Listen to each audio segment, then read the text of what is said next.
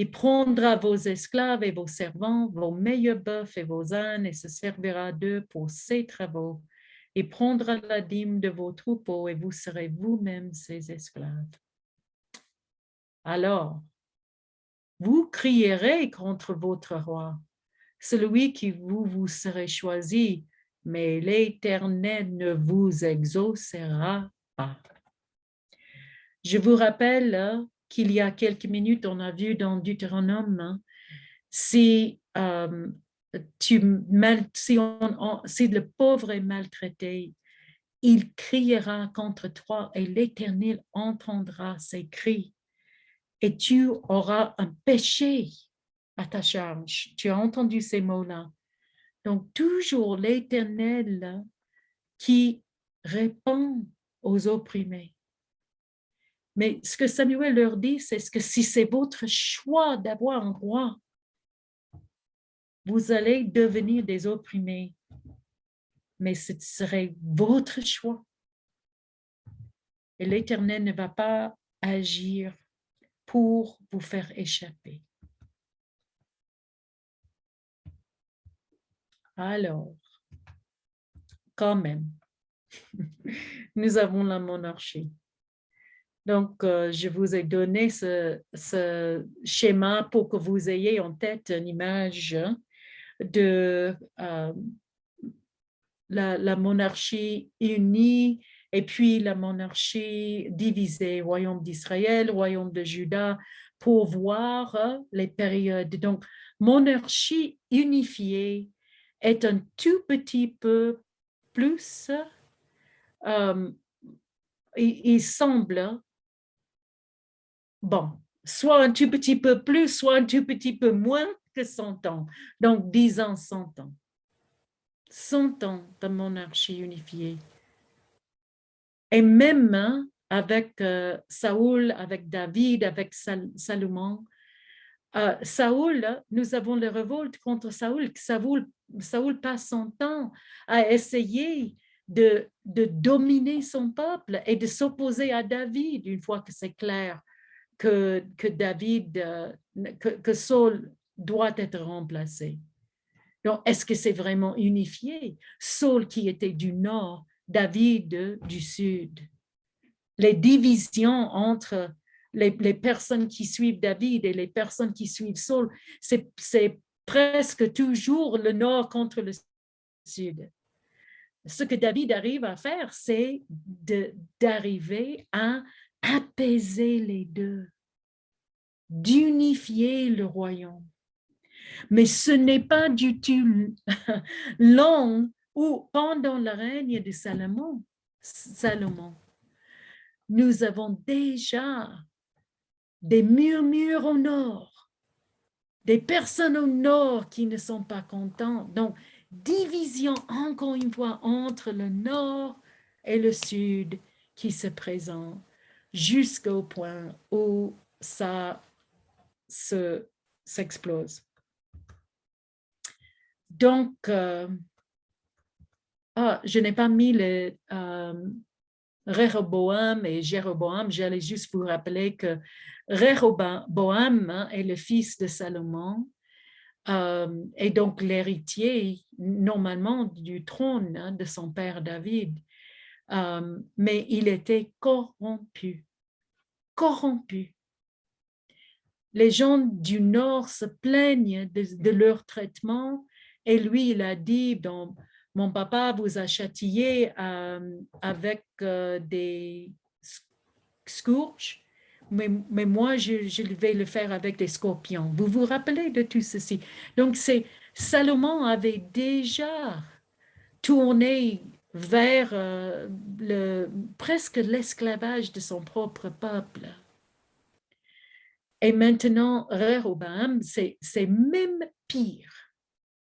Donc, c'est le Seigneur Dieu qui appelle à Jéroboam de devenir roi à la place de Salomon. Jéroboam, qui était un général, un leader, un chef militaire, qui n'est pas un enfant de David. Pourtant, Salomon ne l'accepte pas, Rehoboam ne l'accepte pas, bien sûr. Et donc, c'est en ce moment où nous avons la division. OK. Donc, nous avons la présentation de tous les rois de l'Israël et de Juda. Et si vous lisez dans un roi et deux rois, ça va suivre le même rythme. On va présenter chaque roi. X, fils de Y, devient roi sur Israël ou Juda, la 1e année du roi de Juda ou Israël, etc. Donc, il régna X numéro d'années, il fit ce qui est mal ou ce qui est bien aux yeux de Yahweh. Vous reconnaissez ce formulaire.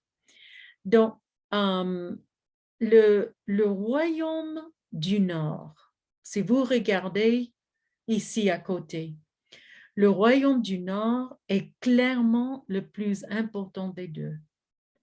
Le plus riche, donc le plus important dans les relations internationales. Ils ont un rôle à jouer qui est beaucoup plus connu dans les récits extra-bibliques de l'époque. Omri, le roi Omri, le père de Achab, son nom apparaît dans les annales, dans les chroniques des autres de l'époque. Mais c'est intéressant qu'au sud, on a une succession dynastique assez régulière. Donc, c'est de père en fils, en petit-fils, où ça se passe. Mais au nord, là où il y a plus de prospérité et de puissance, il y a toute une série de coups d'État, l'un après l'autre, après l'autre. La position du nord, vous allez regarder ici, c'est en ce moment-là où la Syrie est la superpuissance du monde. Aram, vous voyez, est juste à côté de la Samarie. Et Aram, c'est le Syrie actuel, et devient État vassal. On dit vassal? On est un vassal? Oui, c'est cela. D'accord, merci Jérôme, de la Syrie. Et donc, la pression vient constamment de l'Aram sur la Samarie de devenir un État vassal à Assyrie aussi. Donc, Assyrie agit à travers Aram pour dominer la Samarie, le royaume du Nord.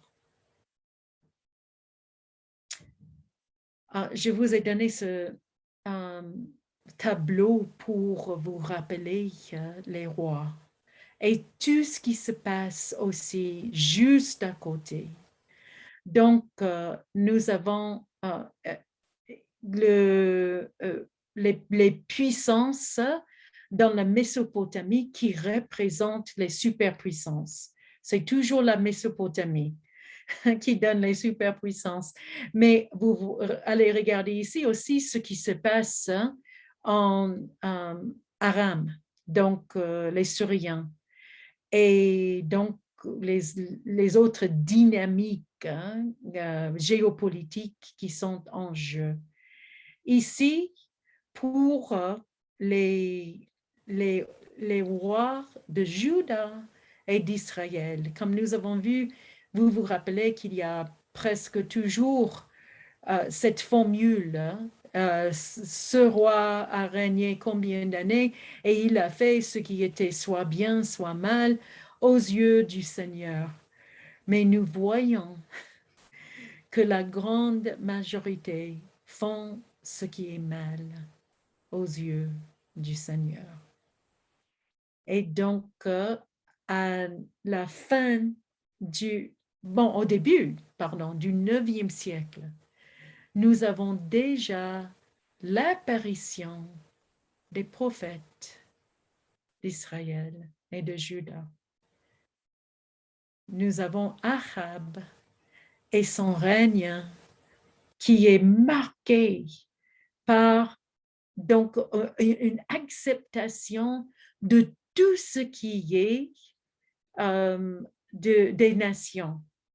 Donc, il épouse une princesse phénicienne et il adopte les pratiques de l'Assyrie pour tout, ainsi que pour l'adoration de leurs dieux et des dieux de la Phénicie, de Jézabel aussi. Donc, nous avons une multiplication de dieux.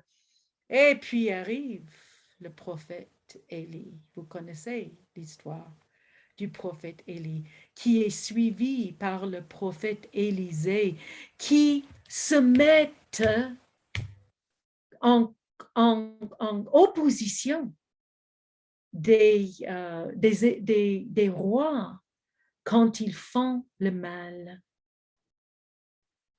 Nous avons toujours la continuité des rois qui préfèrent faire le mauvais aux rois qui font le bien dans l'histoire de 1 et 2 rois. Et à partir du 8e siècle, nous commençons à avoir des difficultés entre les peuples en Assyrie, des troubles en Assyrie et un mouvement parmi les Assyriens de dominer davantage pour répondre à la politique de l'intérieur. C'est en ce moment où l'Assyrie vise la Samarie et ne va pas accepter de laisser la Syrie, la Samarie à eux-mêmes. Il y a des résistances contre la Syrie, mais quand même, la Syrie va tomber. Nous avons, vous voyez, 721, après les prophètes Amos et Osée, nous avons la chute de Samarie. Les 2 prophètes qui ont dit, ça arrive, et c'est vous qui l'avez emmené sur vous-même avec vos transgressions.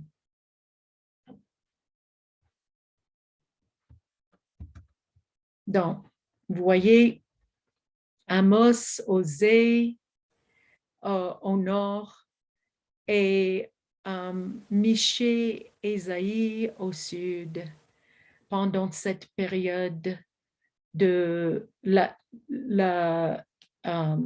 l'ascendant, c'est pas ça parce qu'il est déjà fort, mais des attaques militaires de la Syrie qui menacent très, très, très fort à cette époque, juste avant la chute de la Sumérie, Amos et Osée. Et qu'est-ce qu'ils disent, Amos et Osée? Je pourrais lire tout le texte, mais je veux qu'on arrive à vous connaissez ces textes. Écoutez la parole du Seigneur, de l'Éternel. Il y a un procès contre vous. Il n'y a pas de vérité, pas de bonté, pas de connaissance de Dieu dans le pays. Il n'y a que parjure et mensonge, assassinat, vol et adultère. On recourt à la violence, on commet meurtre sur meurtre. Vous voyez que combien de commandements du décalogue sont brisés. c'est la grande partie, la deuxième partie. Donc, toutes les actions interdites dans le décalogue envers le voisin, voilà, on a tout fait ici. Et puis, la deuxième partie, la partie de cette deuxième colonne, hein, qui, mon peuple consulte son bois, ils offrent des sacrifices sur le sommet des montagnes. Ephraim, c'est le nom pour le nord aussi. Samarie, Ephraim, c'est toujours en référence au nord. Ephraim est attaché aux idoles. Laisse-le. Laisse-le. Le vent les enveloppera de ses ailes et ils auront honte de leur sacrifice, enfin. Donc, l'amour du prochain, l'amour de Dieu, l'adoration de Dieu, exigée par cette expérience de l'Exode, est brisée et n'est pas respectée.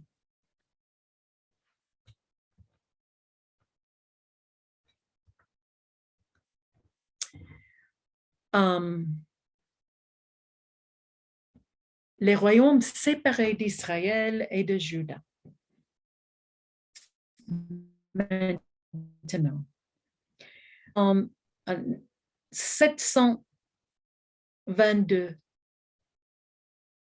933, c'est la monarchie unie et 722. Désolé, ce n'est pas les bonnes dates parce que ça commence à 722 et continue jusqu'à 500, disons 80, soit 97, soit 86, d'après ce qu'on considère comme la vraie chute de Juda.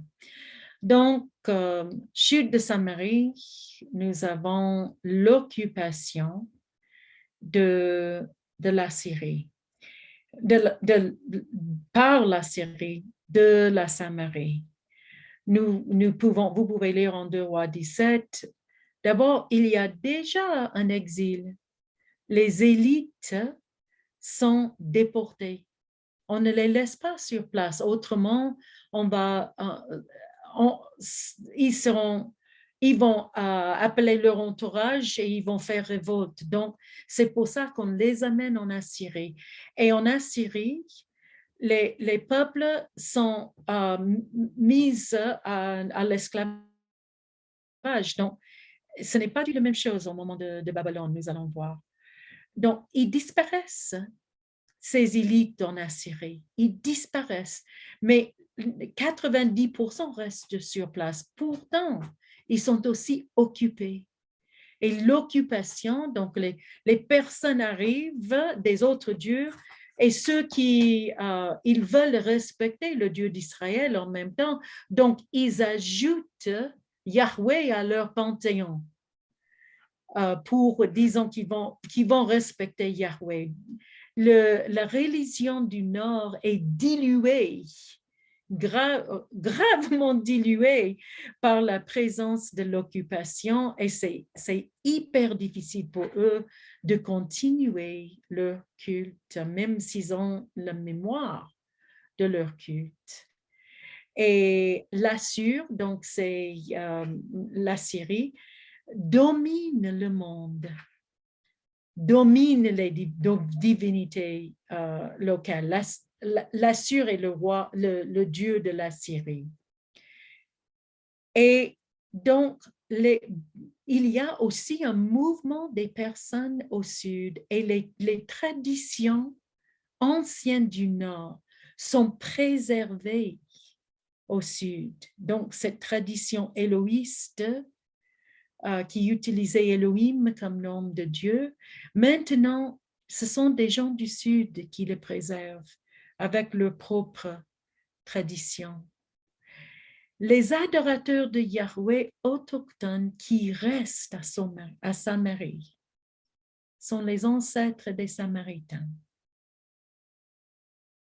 dans le Nouveau Testament. Donc, le royaume de Juda seul. Ah oui, c'était les bonnes dates pour... désolé, je reviens. C'est les royaumes séparés d'Israël et de Juda. Ça a duré de 933 à 722. Mais maintenant, il ne reste que Juda. 720 à 587. Jérusalem devient grand, passe de 3000 habitants sous David à 20 000 sous Josias. Juda, quand même, est plus ou moins un royaume vassal de l'Assyrien, des Assyriens. Donc, on remarque que la plupart des lois ne font pas le bien. Et donc, en acceptant d'être des vassaux assyriens, on adopte largement les valeurs et les pratiques des Assyriens. Les dieux, encore une fois, même au sud, pour faire plaisir aux souverains, ils adoptent les pratiques et même l'adoration de leur Dieu. Mais nous voyons un moment où Ézéchias résiste. Et donc, lui, nous voyons qu'il il fait le bien dans les yeux de Dieu. Et le moment où Sennacherib, qui est le roi de la Syrie, va venir vaincre Jérusalem. Et il arrive aux portes de Jérusalem et les met sous siège. Ézéchias résiste et ils sont livrés miraculeusement. 2 Rois 19. Vous vous rappelez? C'est comme si les Assyriens voyaient une armée autour d'eux. C'était l'armée de Dieu. Et ils s'enfuient. Ils sont au point de prendre Jérusalem, mais ils s'enfuient. Donc, le peuple est sauvé. Mais le fils d'Ézéchias renverse la politique. Soumission inconditionnelle à la Syrie. Encore une fois, des autels aux dieux phéniciens Baal. Le poteau sacré en l'honneur de la déesse Asherah et des autels consacrés aux astres célestes ou, non, ce sont vous vous rappelez d'après les épopées que ces Mésopotamiens pensaient que les astres célestes étaient les petits dieux.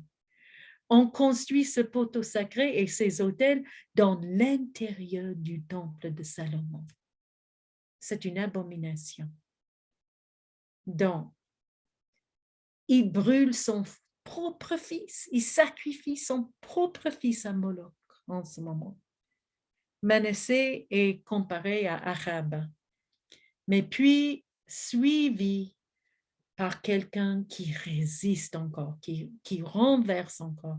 Josias qui fait la réforme cultuelle.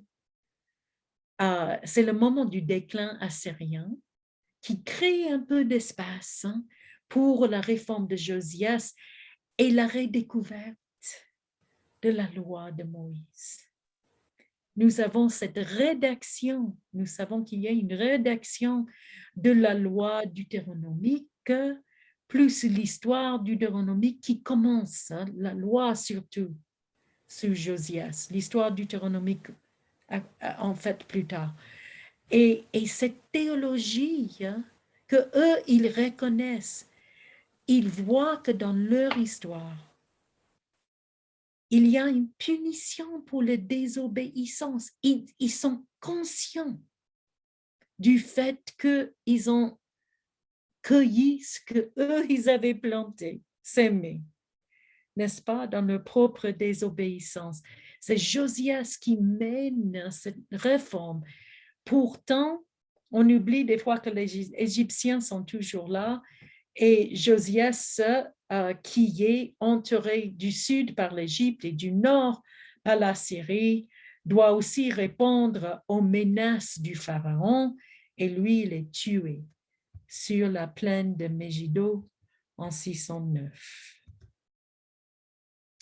Voilà. Maintenant, vous voyez les rois de Juda sur l'écran. Les rois de Juda seuls et comment ça processe. Après Josias, en 609, c'est vraiment la chute.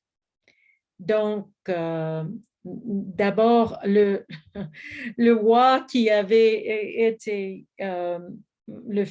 nommé, qui s'est nommé héritier de Josias, est pris captif en Égypte et l'Égyptien décide de mettre un autre en lui donnant un nom quand même très hébraïque.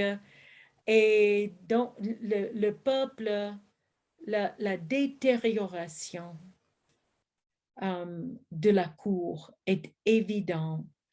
La destruction est éminente.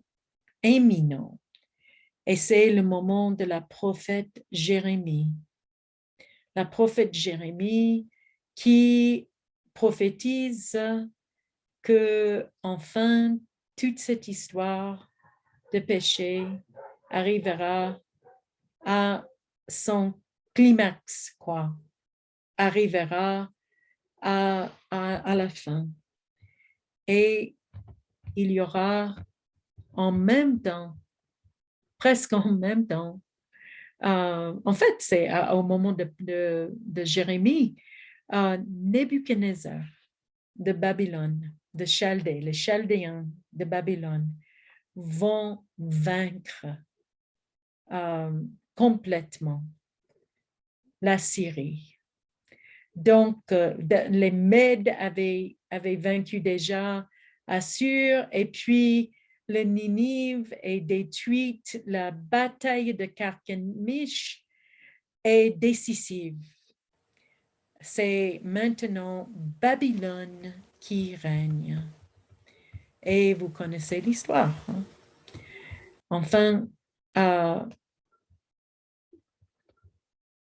Joachim, c'était Joachim et non Joachim, hein, dans celui qui a été remplacé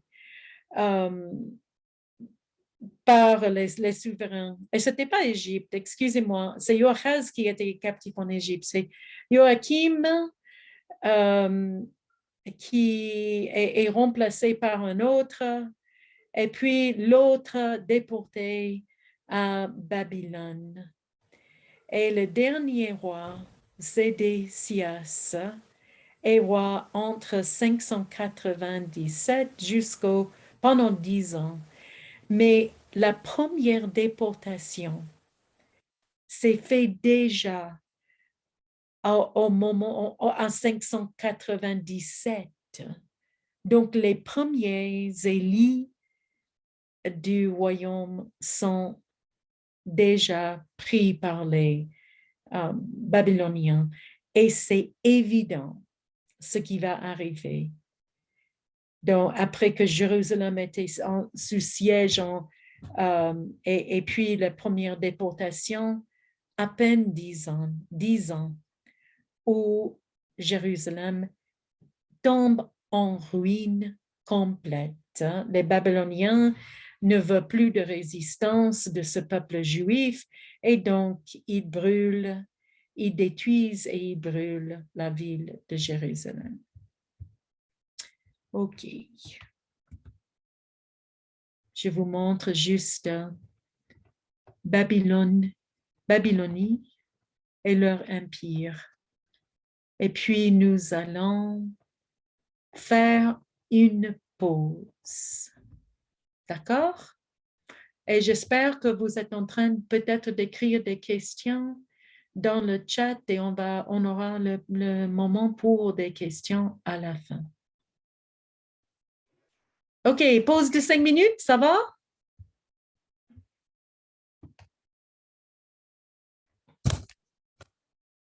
Oui, je pense. Hein. Vous êtes fatigué sans doute, hein? Vous êtes fatigué. Il y a une question, je pense, Pasteur Karen. Quelqu'un a levé la main. OK, mais c'est pour... Oui, donc je crois que tu étais déjà en train de répondre aux questions. Non, non, non, j'explique. Je revenais sur les mots, simplement. Oh, Les mots techniques. OK, Voilà. la question c'est quoi? Dis-moi. Est-ce que j'ai vu que quelqu'un a levé la main? Je ne sais pas si Mhm. c'est moi qui n'ai pas bien vu. Ben, s'il n'y a pas de questions, je pense que c'est bien que nous prenions une pause hein, pour digérer toute la première partie, hein, toute l'histoire qu'on Ouais. a balayée. OK, vous êtes fatigué, mais vous êtes courageux, courageux. Je vous dis qu'on va faire un marathon hein, pour cette dernière session pour vous donner une image globale du drame hein, biblique, de l'exode à l'exil et au-delà de l'exil. OK, prenez un moment de pause et on reviendra. Donc, nous revenons à 46. OK. Merci beaucoup. Merci, Pasteur Karen.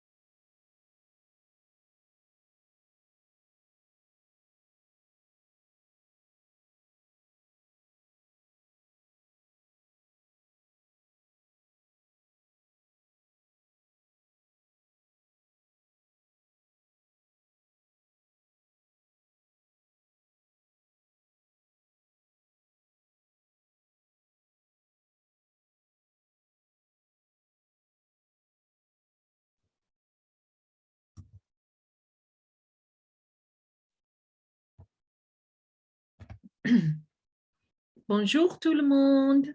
Bonsoir. Réveillez-vous encore. Bonsoir, Pasteur Karen.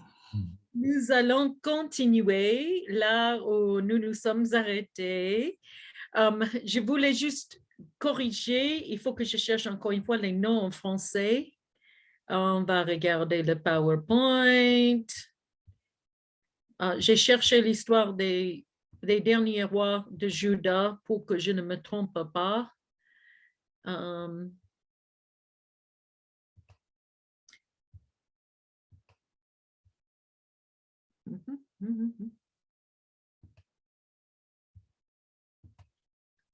OK, donc je me renverse juste un moment. So, c'est Joachaz était effectivement pris captif en Égypte et c'était Joachim qui est mis à sa place par l'Égypte. Donc, Joachaz est mort en Égypte. Joachim et continue et jusqu'à attendez, je peux vous dire, non, je ne peux pas vous dire.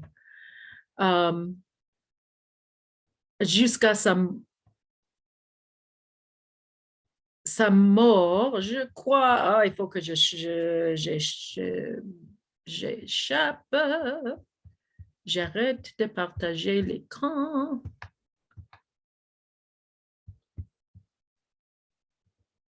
Et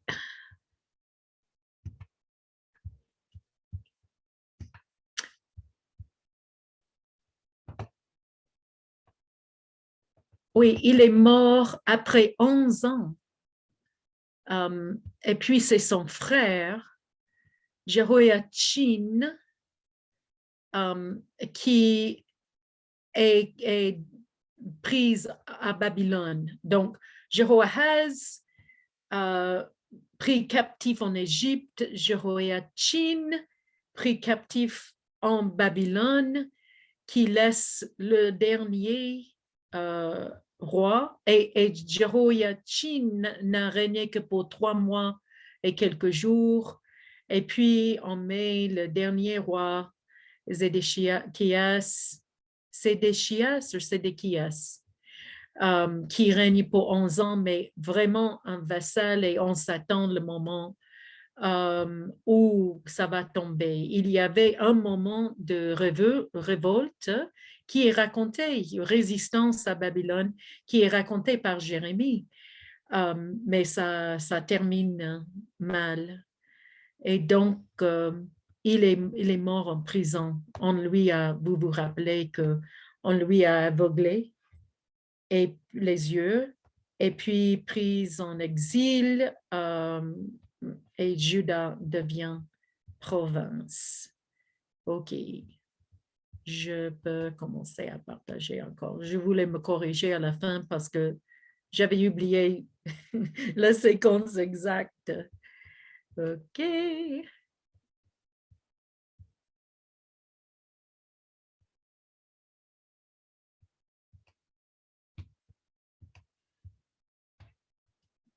OK. On avait regardé la carte de Babylone et la domination babylonienne de la région.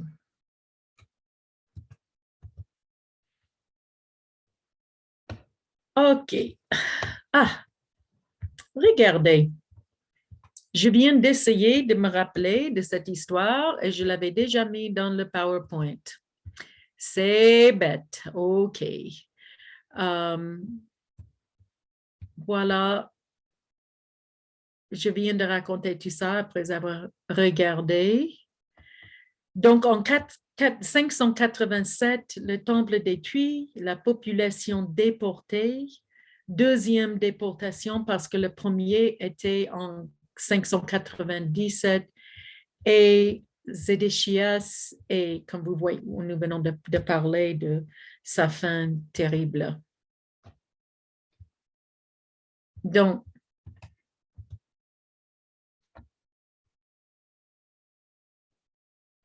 vous voyez le prophète Jérémie,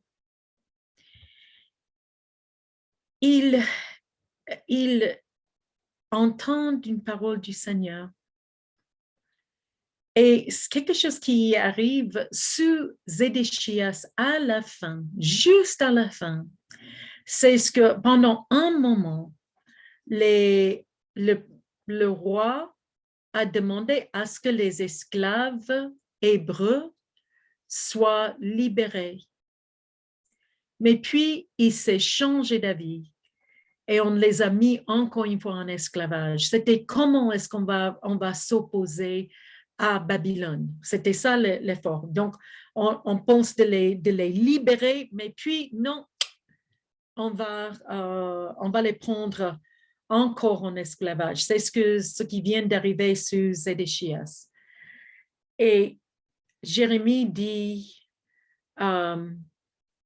de la voix de l'Éternel, je leur ai dit, au bout de 7 ans, chacun de vous renverra libre son frère hébreu qui s'est vendu à lui. Il te servira 6 ans, puis tu le laisseras partir libre de chez toi. Cependant, vos ancêtres ne m'ont pas écouté, ils n'ont pas tendu l'oreille. Quant à vous, vous avez changé d'attitude aujourd'hui. Vous aviez fait ce qui est droit à mes yeux en proclamant chacun la libération pour son prochain. Vous aviez même conclu une alliance en ma présence dans le temple auquel mon nom est associé. Pourtant, vous vous êtes ravisés et vous avez déshonoré mon nom. Vous avez repris chacun les esclaves et les servantes que vous aviez affranchis pour qu'ils puissent disposer d'eux-mêmes. Et vous les avez forcés à redevenir vos esclaves et vos servantes. C'est pourquoi, voici ce que dit l'Éternel. Vous ne n'avez pas obéi en proclamant chacun une réelle libération pour son frère, pour son prochain. Je vais donc proclamer un décret de libération pour vous. Et ce, à l'intention de l'épée, de la peste et de la famine, déclare de Dieu, l'Éternel. Je ferai de vous une source de terreur pour tous les royaumes de la terre. Je livrerai les hommes qui ont violé mon alliance, qui n'ont pas respecté les termes de l'alliance qu'ils avaient conclue en ma présence, en coupant veau en deux et en passant entre ces morceaux. C'est le rite de sceller l'alliance, si vous vous rappelez. Je livrerai les chefs de Juda et ceux de Jérusalem, les eunuques, les prêtres, toute la population du pays qui est passée entre les morceaux du veau. Je les livrerai entre les mains de leurs ennemis. Voilà. Donc, en prononçant ce dernier jugement, Jérémie rappelle l'Exode et la trahison de l'alliance conclue juste après l'Exode. Donc, il le rappelle que c'est enfin le propre trahison de cette vision qui leur a mené à leur destruction. OK, maintenant nous sommes passés de l'Exode à l'exil. Encore une fois, ce n'est pas tout le peuple qui ont été exilés. C'était surtout les Élis, les résidents de Jérusalem. Mais les peuples des paysans n'étaient pas déportés. Donc, autour d'eux, pas mal d'autochtones qui restent. Et donc, maintenant, nous avons une communauté de foi divisée. Et divisée non seulement en 2, mais en 3. Parce que nous avons les Élis exilés, nous avons ceux qui restent, mais nous avons aussi un premier diaspora, ceux qui fuient devant Babylone et qui se sont exilés où? Chez l'autre puissance Égypte. Ils descendent en Égypte et puis après Égypte, l'Éthiopie et plus profondément en Afrique même. Les communautés juives de l'Exode en 586 avant Jésus-Christ. Donc, nous avons cette communauté des fois divisée, mais cette fois, les exilés sont permis de vivre dans leur propre quartier à Babylone. Ils sont libres à pratiquer leur foi et ces exilés-là, ils étaient des élis de Jérusalem, bénéficient d'une position privilégiée, largement privilégiée dans la Babylonie, ce qui est très, très, très intéressant. Et nous connaissons en lisant Daniel que c'était le cas. Nous reconnaissons que c'était le cas. Donc, nous avons cette communauté qui a une identité à l'intérieur de Babylone, mais qui gardent leur sens de communauté à l'intérieur et qui pratiquent leur foi. Nous avons aussi le fait que le diaspora deviendra une force importante dans le judaïsme. Vous vous rappelez que c'était à cause du diaspora que la Septante a été écrite, la traduction des Écritures juives en grec, c'était à la demande du roi égyptien pour sa population nombreuse juive. Et nous avons aussi, à cause de cette communauté diaspora et les exilés, des développements culturels très, très, très importants. Les précurseurs des synagogues et des pratiques qui sont séparées du temple. Et les pratiques ne sont plus concentrées dans et autour du temple, mais maintenant, nous avons des synagogues. Donc, je vous rappelle que c'est 586 où nous voyons la chute finale de Juda, mais 538, c'est à peine 50 ans plus tard, nous avons l'empire perse qui domine Babylone. Et donc, vous vous rappelez que c'est grâce à Cyrus, qui est l'empereur perse, que les exilés auront la possibilité de revenir. Mais en ce moment, pendant l'Exode et dans la période post-exilique, il y a une crise théologique, une vraie crise théologique, parce que comment est-ce que ça aurait pu nous arriver? Comment cette catastrophe aurait pu tomber sur le peuple de Dieu, le peuple qui a été appelé de sortir de l'Égypte? Comment est-ce que nous sommes arrivés encore une fois dans une position de soumission, de servitude? Bon, nous avons d'abord la réponse des scribes appelés deutéronomistes. Donc, ceux qui continuent le travail qui a été commencé sous le règne de Josias et donc qui continuent en ce moment à recapituler leur histoire.